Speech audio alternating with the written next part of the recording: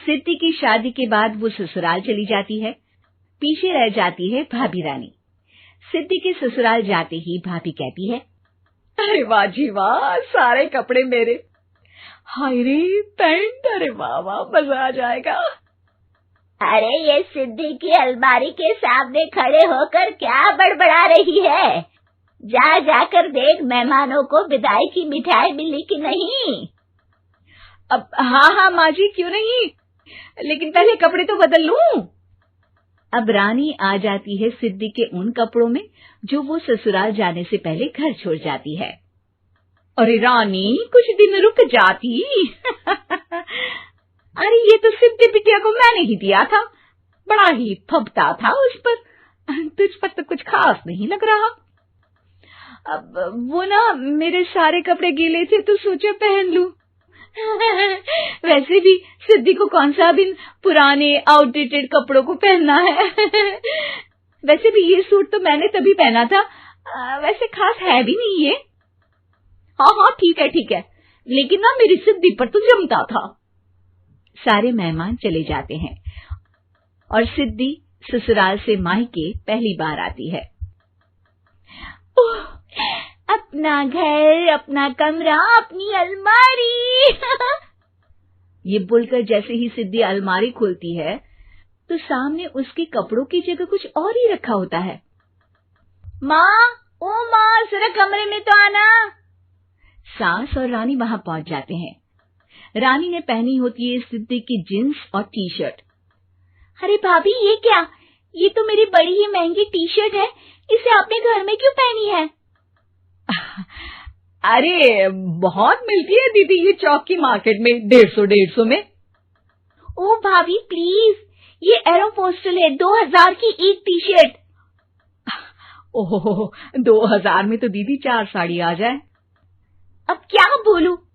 भाभी, ये मेरी अलमारी में छोटू के कपड़े, तो मेरे कपड़े कहाँ हैं? मेरी अलमारी में? अब दीदी आपको कौन से पुराने कपड़े पहनने थे? माना भाभी, लेकिन मैं जब घर आती तो यही सब पहनती ना। अरे तुम तो बड़ी कंजूस हो दीदी। खैर, वक्त आता है जब सिद्धि ससुराल के लिए रवाना हो रही होती है। अरे रानी, अंदर से सिद्धि का गिफ्ट ले आ, लड़की पहली बार ससुराल से मायके आई है। रानी अंदर जाती है और एक सिंपल सी साड़ी लेकर बाहर आ जाती है। ये लीजिए माँ जी।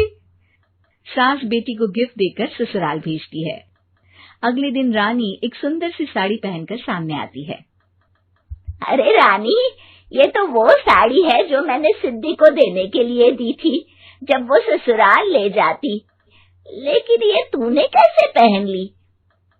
अरे माँ जी, ये साड़ी तो मुझे बहुत पहले से ही पसंद थी, लेकिन चिंता ना करिए, मैंने सिद्धि के लिए भी अच्छी सी साड़ी दी है। हाँ। तभी सिद्धि का फोन आता है। क्या माँ, कुछ अच्छा तो दिया होता ससुराल ले जाने के लिए। अरे पहले दिखा दिया होता। यूं चमकते हुए पैकेट में नौकरानी वाली साड़ी मत दिया करो माँ। अरे बेटे, वो तेरी भाभी ने ना गलती से उससे पैकेट बदल गया। हाँ, मैं कल ही तेरे भाई के हाथ से तेरा वाला पैकेट भेज दूंगी। अरे रहने दो माँ, आई एम श्योर भाभी ने अभी वही साड़ी पहनी होगी जो तुमने मेरे लिए रखी थी। तुम तो समझ नहीं पाई उनको। खैर छोड़ो, मैं ज्यादा बोलती अच्छी नहीं लगती, रहने दो, आपको उन्हीं के साथ रहना है, फिर बात करेंगे। सास को रानी पर गुस्सा आ जाता है। वो उसके कमरे में जाती है जहाँ वो शादी का एल्बम देख रही होती है। रानी, मार्केट जाकर एक ऐसी ही साड़ी लेकर आ, कल प्रतीक जाकर सिद्धि के घर दे आएगा। अरे क्यों माँ जी, कितनी साड़ी देनी है दीदी को? यहाँ कोई सेल लगी है क्या? अरे चुप कर, मेरे बेटी के हिस्से की साड़ी खुद पहन ली, अब ज्यादा ज्ञान बांट रही है। एक दिन सिद्धि का फोन आता है। माँ, मेरी सास ने आप सबको खाने पर बुलाया है। सारे लोग सिद्धि के ससुराल पहुंचते हैं। खाना खाकर वो लोग निकल रहे होते हैं कि सिद्धि की सास सभी को गिफ्ट देती है। अरे बहन जी, बेटी के घर का खाना खा लिया, यही बहुत है जो आप ऊपर से गिफ्ट भी दे रही है। अरे बहन जी, आप भी कहाँ इन बातों पर विश्वास कर रही हैं। सास सभी को गिफ्ट देती है, लेकिन रानी को जो साड़ी देती है वो अजीब सी हरे रंग की लाल रंग के बड़ी छाप वाली होती है। अरे छी, ये कौन पहनेगा? सासू माँ को तो जरी वाली इतनी सुंदर, और मेरे लिए ये नौकरानी वाली।